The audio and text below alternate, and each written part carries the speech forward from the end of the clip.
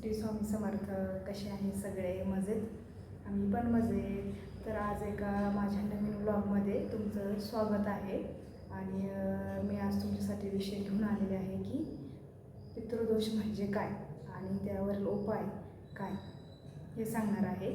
त्यामुळे तुम्ही व्हिडिओ हा शेवटपर्यंत बघा आणि स्किप करू नका. जर चॅनलवर नवीन असाल तर 3 दिवसापासून पितृपक्ष लागलेला आहे, म्हणजे त्याला आपण काय म्हणतो, पितृपंधरवाडा किंवा पित्तरपाठ असं म्हटलं जातं.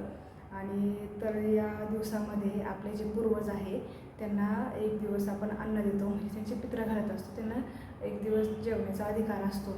मग आता ह्या पंधरवाड्यामध्ये आपण त्यांच्यासाठी काय काय सेवा करू शकतो की जेणेकरून त्यांचे आपल्याला आशीर्वाद मिळतील.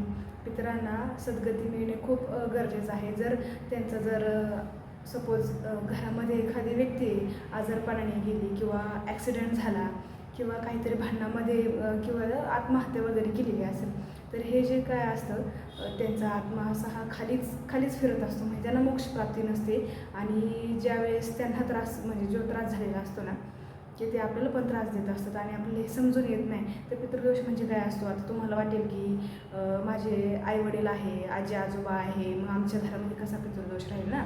तर पितृदोष म्हणजे कसा असतो? आता आपण कितव्या पिढीमध्ये आलेलो हे आपल्याला माहीत नाही. सरासरी 4थी-5वी पिढी तर आपण, म्हणजे 4थी-5वी पिढी तर आहेच आपली.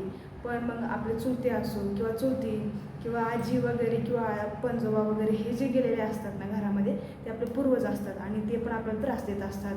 म्हणजे आपल्या घरामध्ये पितृदोष आहे हे आपण कसं ओळखलं पाहिजे की जेणेकरून त्यावर आपण काही उपाय करू शकतो. तर घरामध्ये सारखे आजारपण असणं, सारखं छोट्या छोट्या गोष्टीवरून वादविवाद होणं, घरामध्ये लक्ष्मी येत नाही, जर लक्ष्मी आली ती स्थिर राहत नाही, म्हणजे आणि सतत असं चिंतेचं वातावरण, आपली काय म्हणतो, एक नकारात्मक ऊर्जा असते घरामध्ये. आणि म्हणजे आपल्याला असं कोणतं काही काम करू वाटत नाही. ज्यावेळेस आपण देवपूजा करत असतो त्यावेळेस आपल्याला म्हणजे झोप येणं, आळस येणं किंवा अचानक कुणास तरी फोन येणं, आपण तिथे तासन गप्पा मारत असतो आणि त्यात वेळ कसा जातो आपल्याला हे समजतच नाही. म्हणजे ते जी सेवा आहे ना ते आपल्याकडून होऊन देत नाही.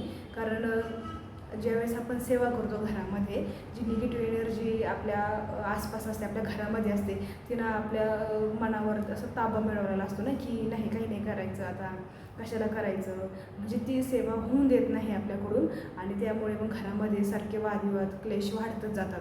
म्हणून या दिवसामध्ये जेवढी जास्तीत जास्त होईल तेवढी सेवा करायची असते. आणि त्यांचं इतका जर कोप झालेला असेल ना तर त्याचे परिणाम आपल्यावर पण होत असतात आणि आपल्याला पण सारखं त्रास देत असतात. घरामध्ये आजारपण असणं, संतती न होणं किंवा संतती झाल्यानंतरही त्याला काही ना काही प्रॉब्लेम असतं, म्हणजे ते आपल्या कुळाचा कसा नाश होईल ना हे ते बघत असतात आणि सारखं आपल्याला काही ना काही त्रास होत असतो. म्हणून गुरुमाऊलींनी आदेश दिला आहे की या दिवसामध्ये कमीत कमी तुम्हाला जेवढी सेवा होईल ना तेवढी पितरांची केली. संक्षिप्त श्रीमद भागवत हा जो ग्रंथ आहे याचा आपण पारायण करायचा आहे.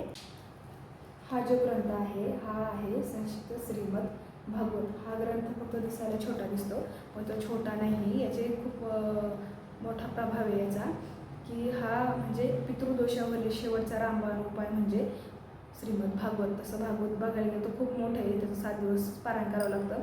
पण आजकाल कुणाकडेही वेळ नाही, सगळ्यांना खूप धावपळ आहे, कामही खूप आहे, त्यामुळे देवाची सेवा करणं कुणाला होत नाही. त्यामुळे गुरुमाऊलींनी आपल्यासाठी एकदम सोप्या पद्धतीने आणि एकदम छोटा, फक्त 700 श्लोकी हा ग्रंथ उपलब्ध करून दिला आहे. याचं पारायण तुम्ही दर महिन्याला एकादशी येते, म्हणजे महिन्यामध्ये 2 एकादशी असतात 15 दिवसानंतर. तर ह्या एकादशीला केलं तर चालतं आणि केलंच पाहिजे हे, की 2 दिवस करू शकतो आपण. आणि आता म्हणजे हा पितृपक्ष चालू आहे, 15 दिवस करू शकतो तुम्ही. यामुळे काय होतं, तुमचे जे पितृ गेलेले आहे ते कोणत्याही कारणाने गेले असो, त्यांना मोक्षप्राप्ती होती आणि त्यांना सद्गती प्राप्त होऊन त्यांचे आशीर्वाद आपल्याला मिळत असतात. म्हणून हे पारायण करायचं असते. ज्यावेळेस त्यांना मोक्षप्राप्ती होईल ना त्यावेळेस ते आपल्याला पण भरभरून आशीर्वाद देत असतात आणि आपण जे काही कार्य करू ना त्यामध्ये आपल्याला प्रत्येकपणे यश मिळत असतं. त्यामुळे हे पारायण करणं खरंच गरजेचं आहे. आणि हा ग्रंथ असा आहे की स्त्रियांचे माहेर असो किंवा सासर असो, त्यांचे जे दोन्ही घरामध्ये जे काही पितृदोष असेल काही किंवा इतरही दोष असेल ते घालवण्याचं सामर्थ्य ह्या ग्रंथामध्ये आहे. त्यामुळे आवर्जून ह्या ग्रंथाचं पारायण करा. आणि हा गुरुमाऊलीचा आदेश आहे. एक वेळेस गुरुमाऊली सांगतात, देवाची भक्ती कमी करा, पण पितरांची सेवा करणे हे गरजेचं आहे. कारण की त्यांचा जर कोप झाला ना, त्यांच्यापासून कोणीही वाचू शकत नाही. आणि त्यामुळे आपल्याकडून जेवढी जास्तीत जास्त होईल तेवढी सेवा करायची आहे. आणि हे पण जरी तुम्हाला नाही जमलं, किमान 1 किंवा 2 पारायण तरी तुम्ही करू शकता. आणि दुसरी गोष्ट म्हणजे आपण बघा, घरामध्ये आपले व्यक्ती खूप गेलेले आहेत. आपण नारायण नागबली किंवा मातृगाय हे असे जे मोठ्या पूजा वगैरे आहे त्या करू शकत नाही, किंवा जरी करायच्या असल्या तर काही कारणाने आपल्याकडून होत नाही. तर त्यासाठी पण हे जे आहे पितरतुष्टीकारक पितृस्तोत्र, म्हणजे हे पितृस्तोत्र असं आहे ना की आपण हे रोज ज्यावेळेस आपली आंघोळ होते, आंघोळीनंतर आपण देवपूजा करतो, देवपूजा करण्याच्या आधी आपण हे वाचायचं आहे.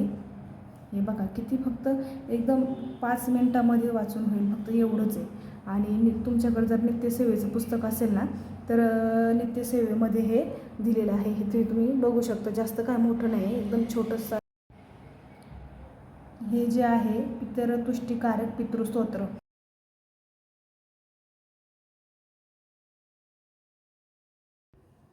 आता मी तुम्हाला जे पितृस्तोत्र दाखवलं आहे ना ते रोज वाचायचं आहे. रोज देवपूजा करण्याच्या अगोदर हे पितृस्तोत्र वाचायचं आहे. पण आपल्या घराचा जो नैऋत्य कोपरा आहे, नैऋत्य कोपरा जो आहे ना त्या कोपऱ्यात बसायचं आहे. आणि आपलं तोंड हे दक्षिण दिशेला आलं पाहिजे, कारण दक्षिण दिशेला पूर्वजांचा फोटो वगैरे लावला जातो. आणि त्या ठिकाणी हे पितृस्तोत्र वाचायचं आहे. आणि वाचून झाल्यानंतर आपले हातपाय धुवायचे आणि त्याच्यानंतर देवपूजा करायची आहे. तुम्ही हे जे स्तोत्र रोज वाचलं ना तर तुमच्या घरामध्ये जो काही पितृदोष आहे तो हळूहळू कमी होतो आणि आपल्याला त्याचा त्रास पण कमी होतो. आणि आपलं जे काही कार्य आहे त्याच्यामध्ये पण यश मिळतं. त्यामुळे इतर कोणतंही नाही करता आलं तरी किमान पितृस्तोत्र हे तुम्ही रोज वाचा. तुमच्याकडं ग्रंथ असेल तर त्यातून वाचा, किंवा नसेल तर तुम्ही डाउनलोड पण करू शकता, किंवा मी तुम्हाला त्याचा फोटो पण टाकणार आहे, तुम्ही ते पण बघू शकता. आणि जेवढी जास्तीत जास्त होईल तेवढी पितरांची सेवा करत जा, जेणेकरून आपल्याला पण त्रास होणार नाही. आणि पितरांची सेवा करण्यासाठी हा सगळ्यात मोठा रामबाण उपाय आहे. जेवढी आपण सेवा करू तेवढा त्रास पण कमी होईल आणि त्यांचे आशीर्वाद पण आपल्याला मिळेल. त्यामुळे गुरुमाऊलींनी आपल्याला एकदम सोप्या भाषेमध्ये हे सगळं काही उपलब्ध करून दिलं आहे आणि आपण त्याचा फायदा तर घेतलाच पाहिजे. आणि ह्या ग्रंथामध्ये शेवटची एक ओळ आहे भागवत ग्रंथामध्ये की कलियुगाची अशी परिस्थिती होणार आहे ना की लोक हे गाढवासारखे वागतील. आणि खरंच लोक तसेच आहे की संस्कार म्हणजे काय हे राहिलंच नाही आहे. लोकांची मत ही भ्रष्ट झाली आहे. देवाची पूजापाठ म्हणजे असं नकोच वाटतं, कारण की आपल्यावर हे जे कलियुग आहे ना आपल्यावर कलीचा प्रभाव पडलेला आहे आणि ते हे आपल्याकडून करून घेत आहे. म्हणून याला कलियुग म्हणतात. पहिले युग आणि आत्ताच्या युगामध्ये किती फरक आहे हे तुम्ही बघू शकता. त्यामुळे आपलं जर कुळाचा उद्धार करायचा असेल किंवा आपल्या घराचं चांगलं म्हणजे व्हायचं असेल ना तर ही घरामध्ये रोज सेवा ही केलीच पाहिजे. सेवा केल्याशिवाय आपल्याला कोणताही पर्याय नाही. ह्या युगामध्ये फक्त आपल्याला देवच हा वाचू शकतो, ते म्हणजे आपले श्री स्वामी समर्थ, जे जगाचे चालक मालक आणि पालक आहे. त्यांची जर सेवा केली तर आपल्याला म्हणजे आपल्यावर कोणतेही संकट येणार नाही. आपले स्वामी आपले कायम रक्षण करत असतात. फक्त त्यांना आपली आपण फक्त त्यांची सेवा केली पाहिजे. आपल्याकडे काही मागत नाही, थोडासा वेळ दिला पाहिजे. आणि त्या वेळ लोकांना जसे मोबाईल बघण्यासाठी, टी व्ही बघण्यासाठी, पुढं फिरण्यासाठी सगळीकडे टाईम आहे. पण ज्या गोष्टीतून आपल्याला काहीतरी भेटतं आहे, ज्याच्यामुळे आपण सुरक्षित राहू शकतो, याच गोष्टीकडे दुर्लक्ष होतं आहे आणि आपण त्याकडे लक्ष देत नाही आणि सेवा करत नाही. आणि ज्यावेळेस खूप मोठं संकट येतं त्यावेळेस आपण देवाच्या धावा करतो, पण देव त्यावेळेस काय करणार आहे ना. ज्यावेळेस गुरुमाऊली सांगतात केंद्रामध्ये पारायण होत आहे, सप्ताह होतो, तिथे तरी तुम्ही किमान वेळ देत जा.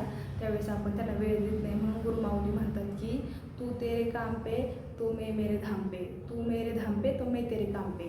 म्हणजे ज्यावेळेस आपण त्यांना वेळ देतो ना त्यावेळेस ते पण आपलं काम करत असतात आणि आपण जर त्यांना वेळ दिला नाही तर संकटाच्या वेळेस ते आपलं कसं काम करणार ना. म्हणून देवाची सेवा करणं गरजेचं आहे. आणि जे आहे तुम्ही पारायण वगैरे करत राहा, जास्त नाही पण महिन्यातून एकदा तरी पारायण केलं तरी पितरांची सद्गती मिळते आणि त्यांचा आशीर्वाद आपल्याला मिळतो. म्हणून जास्तीत जास्त जेवढी सेवा होईल तेवढी आपण पितरांची करायची, त्यांच्या नावाने दान वगैरे पण करायचं आहे. आणि जेवढं होईल तेवढं करा. Like, share, subscribe. मी माझा ब्लॉग इथेच स्टॉप करते. श्री स्वामी समर्थ.